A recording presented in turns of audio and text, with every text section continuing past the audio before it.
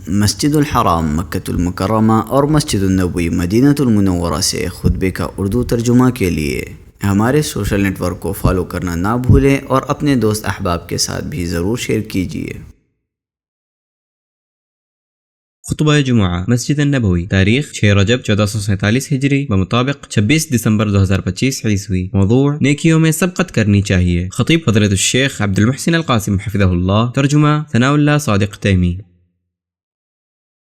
تمام تعریف اللہ کے لیے ہے، ہم اس کی حمد بیان کرتے ہیں، اس سے مدد مانگتے ہیں اور اس سے مغفرت طلب کرتے ہیں، اور اپنے نفسوں کی برائیوں اور اپنے برے اعمال سے اللہ کی پناہ چاہتے ہیں۔ جسے اللہ ہدایت دے اسے کوئی گمراہ کرنے والا نہیں، اور جسے وہ گمراہ کر دے اسے کوئی ہدایت دینے والا نہیں۔ میں گواہی دیتا ہوں کہ اللہ کے سوا کوئی معبود برحق نہیں، وہ یکتا ہے، اس کا کوئی شریک نہیں، اور میں گواہی دیتا ہوں کہ محمد اس کے بندے اور رسول ہیں۔ اللہ آپ پر اور آپ کے آل و اصحاب پر رحمتیں اور بہت زیادہ سلامتی نازل فرمائے۔ اما بعد، اللہ کے بندو، اللہ کا کما حق ہو تقوی اختیار کرو اور خلوت و جلوت میں اس کا خوف رکھو۔ مسلمانوں، اللہ نے مخلوق کو صرف اپنی ہی عبادت کے لیے پیدا کیا اور دنیا کو آخرت کی کھیتی اور اپنی طاعت میں سبقت لے جانے کا میدان بنایا ہے، اور نیکی میں جلدی اور قربات میں سبقت کرنے کی دعوت دی۔ نیکیوں میں جلدی کرنا صرف نیکی کرنے سے بڑھ کر ہے، کیونکہ اس میں نیکی کرنا، اسے مکمل کرنا اور اسے بہترین طریقے سے انجام دینا شامل ہے، اور یہ عبودیت میں زیادہ معنی خیز ہے، اور اہل کمال سابقین سے جا ملنے اور آگے بڑھنے کے لیے مقابلے سے فائدہ اٹھاتے ہیں، اور یہ ہمت کی بلندی، نفس کی رفعت اور اہل کمال سے مشابہت اختیار کرنے کی علامت ہے۔ نیکیوں میں سبقت کرنا ان عظیم ترین چیزوں میں سے ہے جن پر انسان کی تعریف کی جاتی ہے، کیونکہ یہ اللہ سے محبت اور اس کی اطاعت کی دلیل ہے۔ انبیاء علیہ السلام نے بھی اللہ کی رضا کے حصول کے لیے سبقت کی، جیسا کہ قرآن میں موسیٰ علیہ السلام کا یہ قول منقول ہے: اے میرے رب، میں تیری طرف تیزی سے آیا تاکہ تو راضی ہو جائے۔ ہمارے نبی محمد صلی اللہ علیہ وسلم نے ایک دن اپنے صحابہ کو نماز پڑھائی، پھر جلدی سے کھڑے ہوئے اور لوگوں کی گردنیں پھلانگتے ہوئے اپنی بعض بیویوں کے کمرے کی طرف چلے گئے۔ لوگ آپ کی اس جلد بازی سے گھبرا گئے تو آپ صلی اللہ علیہ وسلم نے فرمایا: مجھے زکوٰۃ کے سونے کا ایک ٹکڑا جو ہمارے پاس تھا یاد آ گیا۔ میں نے اس بات کو ناپسند کیا کہ مبادا مجھے وہ اللہ کی یاد سے روک دے، لہٰذا میں نے اسے تقسیم کرنے کا حکم دے دیا۔ اسے بخاری نے روایت کیا ہے۔ اور اللہ تعالیٰ نے پچھلی امتوں کے مومنوں کی صفات کے بارے میں خبر دیتے ہوئے فرمایا: اور وہ لوگوں کو بھلائی کا حکم دیتے ہیں اور برائی سے روکتے ہیں اور نیک کاموں میں جلدی کرتے ہیں۔ اور اللہ نے اس امت کو بھی اپنی مغفرت اور جنت کی طرف جلدی کرنے کا حکم دیا ہے۔ فرمایا: اپنے رب کی مغفرت اور اس جنت کی طرف جلدی کرو جس کی چوڑائی آسمان و زمین ہے۔ اور اللہ نے انہیں اس کی طرف سبقت کرنے کی ترغیب دی۔ فرمایا: اپنے رب کی مغفرت اور اس جنت کی طرف سبقت کرو جس کی چوڑائی آسمان اور زمین کی چوڑائی کی طرح ہے۔ رسول اللہ صلی اللہ علیہ وسلم کے صحابہ بھی اللہ اور اس کے رسول کی محبت کے حصول میں سبقت کیا کرتے تھے۔ نبی صلی اللہ علیہ وسلم نے جب فرمایا: یہ جھنڈا میں ایسے شخص کو دوں گا جس کے ہاتھ پر اللہ فتح عطا فرمائے گا، وہ شخص اللہ اور اس کے رسول سے محبت کرتا ہے اور اللہ اور اس کے رسول بھی اس سے محبت کرتے ہیں۔ بخاری و مسلم سہل رضی اللہ عنہ بیان کرتے ہیں تو لوگوں نے اسی فراق میں رات گزاری کہ ان میں سے کسے یہ جھنڈا دیا جائے گا، اور سب اس کی امید لگائے ہوئے تھے۔ صحابہ کرام نبی صلی اللہ علیہ وسلم کی ضیافت کے لیے آپس میں مقابلہ آرائی کرتے کہ کون یہ سعادت حاصل کرے گا۔ برا رضی اللہ عنہ کہتے ہیں: ہجرت کے وقت جب ہم مدینہ آئے تو لوگ اس بات پر جھگڑنے لگے کہ آپ صلی اللہ علیہ وسلم ان میں سے کس کے یہاں ٹھہریں گے۔ آپ صلی اللہ علیہ وسلم نے فرمایا: میں عبد المطلب کے ننیحال بنی نجار کے یہاں ٹھہروں گا اور انہیں اس ضیافت کا اعزاز بخشوں گا۔ اسے مسلم نے روایت کیا ہے۔ صحابہ مسجد نبی کی تعمیر میں سبقت کرتے تھے، چنانچہ لوگ مسجد کی اینٹیں ایک ایک کر کے منتقل کرتے اور عمار بن یاسر 2 اینٹیں منتقل کرتے۔ اسے بخاری نے روایت کیا ہے۔ امام احمد کی روایت میں اضافہ ہے کہ آپ صلی اللہ علیہ وسلم نے عمار سے پوچھا: اے عمار، تم ایک ایک کر کے اینٹ کیوں نہیں اٹھاتے جیسا کہ تمہارے ساتھی کر رہے ہیں؟ عمار کہتے ہیں: میں اللہ سے اس کا اجر چاہتا ہوں۔ صحابہ اس بات کے کوشاں رہتے کہ عبادت میں کوئی ان پر فوقیت نہ لے جا سکے۔ فقراء مہاجرین رسول اللہ صلی اللہ علیہ وسلم کے پاس آئے اور عرض کیا: بلند درجے اور دائمی نعمت تو اہل ثروت لے گئے۔ آپ صلی اللہ علیہ وسلم نے پوچھا: وہ کیسے؟ انہوں نے کہا: وہ اسی طرح نمازیں پڑھتے ہیں جس طرح ہم پڑھتے ہیں، وہ اسی طرح روزے رکھتے ہیں جیسے ہم رکھتے ہیں، اور وہ صدقہ کرتے ہیں جبکہ ہم صدقہ نہیں کر سکتے، وہ غلام آزاد کرتے ہیں جبکہ ہم نہیں کر سکتے۔ متفق علیہ۔ صحابہ کرام آپ کے طریقے کو جاننے میں بھی سبقت کرتے تھے تاکہ آپ کی پیروی کر سکیں۔ حدیث میں آتا ہے کہ فتح مکہ کے وقت نبی صلی اللہ علیہ وسلم اسامہ، بلال بلال اور عثمان بن طلحہ رضی اللہ عنہم کعبہ کے اندر داخل ہوئے. پھر انہوں نے دروازہ اندر سے بند کر دیا اور دیر تک اندر رہے. جب آپ باہر تشریف لائے تو لوگ اندر جانے کے لیے ایک دوسرے سے آگے بڑھنے لگے. ابن عمر رضی اللہ عنہما کہتے ہیں میں ان سب سے آگے بڑھا تو بلال رضی اللہ عنہ کو دروازے کے پیچھے کھڑا ہوا پایا. میں نے ان سے پوچھا کہ رسول اللہ صلی اللہ علیہ وسلم نے کہاں نماز پڑھی تھی. متفق علیہ. اور جس چیز کی طرف نبی صلی اللہ علیہ وسلم صحابہ کو رغبت دلاتے وہ اس کی طرف دوڑ پڑتے اور اسے اپنی ذات پر ترجیح دیتے چاہے انہیں خود اس کی ضرورت ہی کیوں نہ ہو. ایک آدمی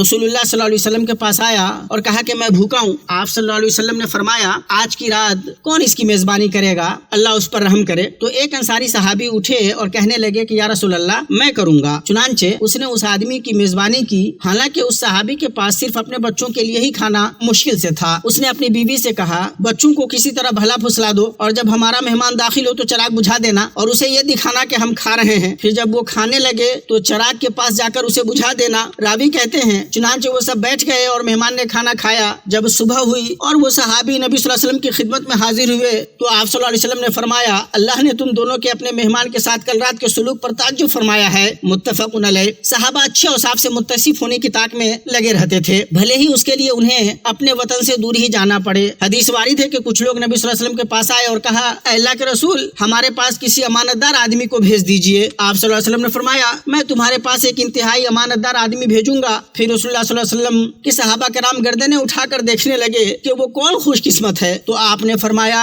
ابو عبیدہ بن جراح کھڑے ہو جاؤ. متفق علیہ. اور جب نبی صلی اللہ علیہ وسلم نے یہ خبر دی کہ اس امت میں ایسے لوگ ہوں گے جو بغیر حساب کے جنت میں جائیں گے تو عکاشہ رضی اللہ عنہ کھڑے ہو گئے اور عرض کیا اللہ سے دعا کیجئے کہ مجھے ان میں سے بنا دے. آپ صلی اللہ علیہ وسلم نے فرمایا تم ان میں سے ہو. پھر ایک اور شخص کھڑا ہوا اور عرض کیا اللہ کے نبی اللہ سے دعا کیجئے کہ مجھے بھی ان میں سے بنا دے. تو آپ صلی اللہ علیہ وسلم نے فرمایا عکاشہ تم پر سبقت لے گئے. متفق علیہ. اور جس طرح صحابہ کرام عبادات میں سبقت لے جاتے تھے اسی طرح مخلوق کو خوشی پہنچانے میں بھی جلدی کرتے تھے. کعب بن مالک رضی اللہ عنہ بیان کرتے ہیں جب میری توبہ قبول ہونے کی آیت نازل ہوئی تو میں نے ایک پکارنے والے کی آواز سنی جو صلا پہاڑ کی چوٹی سے اپنی آواز بلند کر رہا تھا اے کعب بن مالک خوش ہو جاؤ. اور رسول اللہ صلی اللہ علیہ وسلم نے اللہ کی جانب سے ہماری توبہ کے قبول ہونے کا اعلان کر دیا تو لوگ ہمیں خوشخبری دینے لگے. میرے دونوں ساتھیوں کی طرف بھی خوشخبری دینے والے چل پڑے. ایک شخص گھوڑے پر تیزی سے میری طرف آیا اور ایک اسلمی صحابی پیدل دوڑتا ہوا پہاڑ کی چوٹی پر پہنچ گیا اور آواز گھوڑے سے بھی تیز تھی. میں رسول اللہ صلی اللہ علیہ وسلم کی طرف چل پڑا تو لوگ مجھے جماعت در جماعت ملتے اور توبہ قبول ہونے پر مبارکباد دیتے. یہاں تک کہ میں مسجد میں داخل ہوا تو رسول اللہ صلی اللہ علیہ وسلم بیٹھے ہوئے تھے اور آپ کے ارد گرد لوگ تھے. طلحہ بن عبید اللہ رضی اللہ عنہ دوڑتے ہوئے میری طرف آئے. انہوں نے مجھ سے مصافحہ کیا اور مجھے مبارکباد دی. میں طلحہ کا یہ سلوک کبھی نہیں بھولوں گا. متفق علیہ. اور ابو بکر رضی اللہ عنہ بالاتفاق سبقت کرنے میں صحابہ میں سب سے کامل ہے. انہوں نے اپنا سارا مال اللہ اور اس کے رسول کے لیے وقف کر دیا. عمر رضی اللہ عنہ بیان کرتے ہیں ایک دن رسول اللہ صلی اللہ علیہ وسلم نے ہمیں صدقہ کرنے کا حکم دیا. اس وقت میرے پاس کچھ مال تھا. میں نے دل میں کہا اگر کبھی میں ابو بکر سے سبقت لے جا سکا تو آج میں ان سے سبقت لے جاؤں گا. چنانچہ میں اپنا آدھا مال لے کر آیا تو رسول اللہ صلی اللہ علیہ وسلم نے پوچھا تم نے اپنے گھر والوں کے لیے کیا چھوڑا؟ میں نے کہا اسی کے مثل آدھا چھوڑ رکھا ہے. پھر ابو بکر رضی اللہ عنہ اپنا سارا مال لے کر آئے. رسول اللہ صلی اللہ علیہ وسلم نے ان سے پوچھا تم نے اپنے گھر والوں کے لیے کیا چھوڑا؟ انہوں نے کہا میں نے ان کے لیے اللہ اور اس کے رسول کو چھوڑا ہے. عمر رضی اللہ عنہ کہتے ہیں میں نے کہا میں کبھی کسی چیز میں تم سے سبقت نہیں لے جا سکوں گا. ترمذی. اور ایک ہی دن میں ابو بکر رضی اللہ عنہ نے روزہ رکھا, جنازے میں شرکت کی, مسکین کو کھانا کھلایا اور ایک بیمار کی عیادت کی. تو رسول اللہ صلی اللہ علیہ وسلم نے فرمایا یہ سب خوبیاں جس میں جمع ہو جائیں وہ جنت میں داخل ہوگا. اسے مسلم نے روایت کیا ہے. عمر رضی اللہ تعالیٰ عنہ کہتے ہیں وہ نوکیوں میں بہت زیادہ سبقت کرنے والے تھے. ہم کسی بھی نیکی کی طرف سبقت کرنے جاتے تو دیکھتے تھے ابو بکر ہم سے پہلے وہاں پہنچ چکے ہوتے تھے. اسے احمد نے روایت کیا ہے. اور سبقت کرنے والے اولین مہاجرین اور انصار جنہوں نے فتح مکہ سے پہلے اللہ کی راہ میں خرچ کیا اور جہاد کیا وہ درجات میں باقی تمام صحابہ سے عظیم ہیں. اور سابقین اولین میں سب سے افضل چاروں خلفاء ہیں اور ان میں سب سے افضل ابو بکر پھر عمر رضی اللہ عنہما ہیں. اور اس امت میں ایسے لوگ ہیں جنہوں نے محنت کی اور نیکیوں میں جلدی کی تو وہ دوسروں پر سبقت لے گئے. اللہ تعالیٰ کا کا فرمان ہے اور ان میں سے کچھ اللہ کے حکم سے نیکیوں میں سبقت لے جانے والے ہیں، اور مومن لوگوں کا مقام بلند کرنے والی نیکیوں میں جلدی کرنے کی صورتوں میں سے یہ ہے کہ وہ اللہ کے عذاب سے ڈرتے ہیں، اپنے رب کی آیات پر ایمان لاتے ہیں، اس کے ساتھ کسی کو شریک نہیں ٹھہراتے، جو کچھ بھی دیتے ہیں اس حال میں دیتے ہیں کہ ان کے دل کانپ رہے ہوتے ہیں کہ وہ اپنے رب کی طرف لوٹنے والے ہیں، اور جس کسی کے لیے قربت اور طاعت کا جو عمل میسر ہو اسے چاہیے کہ اس میں جلدی کرے اور اس میں سبقت کرے، کیونکہ عزم اور ہمتیں جلد ٹوٹ جاتی ہیں اور بہت کم ہی قائم رہتی ہیں۔ امام ابن القیم رحمہ اللہ فرماتے ہیں اللہ سبحانہ و تعالیٰ اس شخص کو سزا دیتا ہے جس کے لیے وہ نیکی کا کوئی دروازہ کھولے پھر وہ اس میں داخل نہ ہو، اور وہ سزا یہ ہوتی ہے کہ وہ اس کے دل اور اس کے ارادے کے درمیان حائل ہو جاتا ہے، پھر اس کے بعد وہ نیکی کا ارادہ نہیں کر سکتا، یہی اس کی سزا ہے۔ لہٰذا جو شخص اللہ اور اس کے رسول کی دعوت پر لبیک نہ کہے جب وہ اسے بلائیں تو اللہ اس کے اور اس کے دل اور اس کی خواہش کے درمیان حائل ہو جاتا ہے، پھر اس کے بعد وہ اس دعوت کو قبول نہیں کر سکتا۔ اللہ تعالیٰ کا فرمان ہے ایمان والو اللہ اور رسول کی اطاعت قبول کرو جب وہ تمہیں اس چیز کی طرف بلائیں جو تمہیں زندگی بخشتی ہے، اور جان لو اللہ آدمی اور اس کے دل کے درمیان حائل ہو جاتا ہے، اور نبی صلی اللہ علیہ وسلم نے نیک اعمال کی طرف پہل کرنے پر ابھارا ہے قبل اس کے کہ وہ ناممکن ہو جائیں اور کثرت سے ہونے والے نت نئے فتنوں میں پڑ کر لوگ ان سے دور ہو جائیں۔ آپ صلی اللہ علیہ وسلم نے فرمایا تم لوگ نیک اعمال کی طرف جلدی کرو ان فتنوں سے پہلے جو سخت تاریک رات کی طرح ہوں گی، جس میں آدمی صبح مومن اور شام کو کافر یا شام کو مومن ہوگا اور صبح وقت کافر، دنیاوی ساز و سامان کے بدلے وہ اپنا ایمان بیچ دے گا۔ اسے مسلم نے روایت کیا ہے، اور نبی صلی اللہ علیہ وسلم نے ایسے اعمال کے بارے میں خبر دی جن کے ثواب کا اگر لوگوں کو علم ہو جائے تو وہ ان کی طرف دوڑ پڑے۔ آپ صلی اللہ علیہ وسلم نے فرمایا اگر لوگوں کو معلوم ہو جائے کہ اذان اور پہلی صف میں کیا ہے، پھر وہ اسے حاصل کرنے کے لیے قرآن اندازی کرنے کے سوا کوئی راستہ نہ پائیں تو ضرور قرآن اندازی کریں گے، اور اگر وہ جان لے کہ نماز کے لیے پہلے جانے میں کیا ہے تو اس کی طرف دوڑ پڑے، اور اگر وہ جان لے کہ عشاء اور فجر کی نماز میں کیا ہے تو وہ ان کی طرف گھسٹتے ہوئے آئیں گے،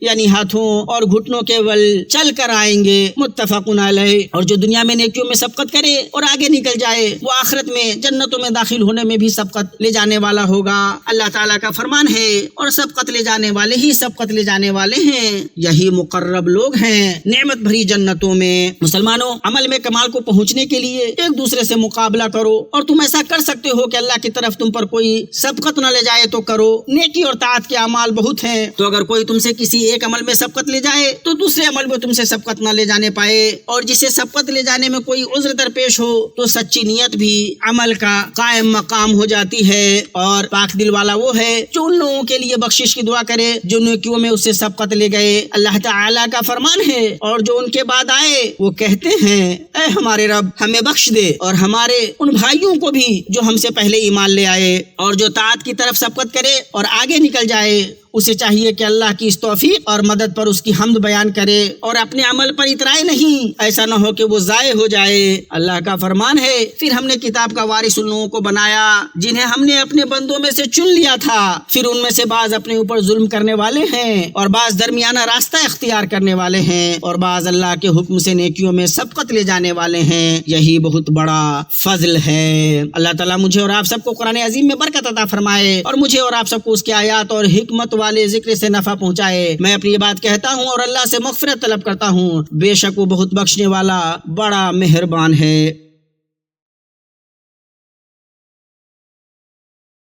تمام تعریف اللہ کے لیے، اس کے احسان پر، اس کا شکر ہے، اس کی توفیق اور نوازش پر۔ میں اللہ کی شان کی عظمت بیان کرتے ہوئے گواہی دیتا ہوں کہ اس کے سوا کوئی معبود برحق نہیں، وہ اکیلا ہے، اس کا کوئی شریک نہیں، اور میں گواہی دیتا ہوں کہ ہمارے نبی محمد اللہ کے بندے اور اس کے رسول ہیں۔ اللہ ان پر، ان کی آل پر، ان کے صحابہ پر کثرت سے رحمتیں اور سلامتی نازل فرمائے۔ مسلمانوں بہت زیادہ بحث و مباحثہ بہت سی نیکیوں کے کرنے میں ہی معنی ہوتا ہے، چاہے جائے کہ ان میں جلدی کی جائے۔ جب مشرکوں نے قبلہ کی تبدیلی کے بارے میں مومنوں سے بحث و مباحثہ کیا تو اللہ نے مومنوں کو اس بحث میں پڑھنے سے منع فرما دیا تاکہ وہ نیک کام سے غافل نہ ہو جائیں، اور انہیں نیکیوں میں سبقت کرنے کا حکم دیا۔ فرمایا اور ہر ایک کے لیے ایک سمت ہے جس کی طرف وہ رخ کرتا ہے، بس تم نیکیوں میں سبقت کرو، اور جو شخص اپنی خواہشات کی پیروی کرتا ہے وہ طاعتوں کی طرف سبقت کرنے سے محروم ہو جاتا ہے۔ اللہ نے اپنے رسول صلی اللہ علیہ وسلم کو اہل ہوا کی پیروی کرنے سے منع فرمایا اور نیکی کی طرف سبقت کرنے کا حکم دیا۔ ارشاد فرمایا حق سے ہٹ کر ان کی خواہشوں کے پیچھے نہ بجائیے، تم میں سے ہر ایک کے لیے ہم نے ایک دستور اور راہ مقرر کر دی ہے، اگر منظور مولا ہوتا تو تم سب کو ایک ہی امت بنا دیتا، لیکن اس کی چاہت ہے کہ جو تمہیں دیا ہے اس میں تمہیں آزمائے، پس تم نیکیوں میں سبقت کرو۔ اور بندے سے اللہ کے اعراض کی علامت یہ ہے کہ اسے لایانی کام میں مشغول کر دے، اور نعمت سے سرفراز بندہ وہی ہے جسے طاعتوں کی توفیق دی جاتی ہے اور وہ ان کی طرف سبقت کرتا ہے۔ پھر جان لو کہ اللہ نے تمہیں اپنے نبی پر درود و سلام بھیجنے کا حکم دیا ہے۔ ارشاد باری تعالیٰ ہے، بے شک اللہ تعالیٰ اور اس کے فرشتے نبی پر درود بھیجتے ہیں۔ اے ایمان والو، تم بھی ان پر درود اور خوب سلام بھیجو۔ اے اللہ ہمارے نبی محمد پر رحمت اور سلامتی نازل فرما۔ اے اللہ ان کے خلفاء راشدین ابو بکر، عمر، عثمان اور علی سے راضی ہو جا، جنہوں نے حق کے ساتھ فیصلے کیے اور اسی کے ساتھ انصاف کیا، اور تمام صحابہ کرام سے بھی راضی ہو جا، اور اپنے جود و کرم سے ان کے ساتھ ہم سے راضی ہو جا، اور سب سے زیادہ کرم کرنے والے اے اللہ تو راضی ہو جا۔ اے اللہ اسلام اور مسلمانوں کو غلبہ عطا فرما، اور شرک اور مشرکوں کو ذلیل و خوار کر دین کے دشمنوں کو تباہ و برباد کر دے۔ اے اللہ اس ملک اور تمام مسلمانوں کے ملکوں کو امن و اطمینان والا بنا دے۔ اے اللہ ہمارے سربراہ خادم حرمین شریفین اور ان کے ولی عہد کو وہ کام کرنے کی توفیق عطا فرما جو تو پسند کرتا ہے اور جس سے تو راضی ہو، اور ان دونوں کے نیکی اور تقوی کی راہ پر گامزن رکھ دے۔ اے اللہ ان دونوں کے ذریعے اسلام اور مسلمانوں کو نفع پہنچا، اور تمام مسلمانوں کو حکمرانوں کو توفیق دے کہ وہ تیری کتاب پر عمل کریں اور تیری شریعت کو نافذ کریں۔ اے ہمارے رب ہمیں دنیا میں بھلائی عطا فرما اور آخرت میں بھی بھلائی عطا فرما، اور ہمیں آگ کے عذاب سے بچا۔ اے اللہ ہمیں بارش سے نواز۔ اے اللہ ہم نے اپنے نفسوں پر ظلم کیا ہے، اگر تو ہم پر رحم نہ کرے تو ہم نقصان اٹھانے والوں میں سے ہو جائیں گے۔ اللہ کے بندو، بے شک اللہ تعالیٰ عدل احسان اور قرابت داروں کو دینے کا حکم دیتا ہے، اور بے حیائی برے کام اور ظلم سے روکتا ہے۔ وہ تمہیں نصیحت کرتا ہے تاکہ تم نصیحت حاصل کرو۔ لوگوں، عظمت و جلال والے اللہ کا ذکر وہ تمہیں یاد رکھے گا، اور اس کی نعمتوں پر اس کا شکر ادا کرو، تمہیں مزید عطا فرمائے گا، اور اللہ کا ذکر سب سے بڑی چیز ہے، اور اللہ جانتا ہے جو کچھ تم کرتے ہو۔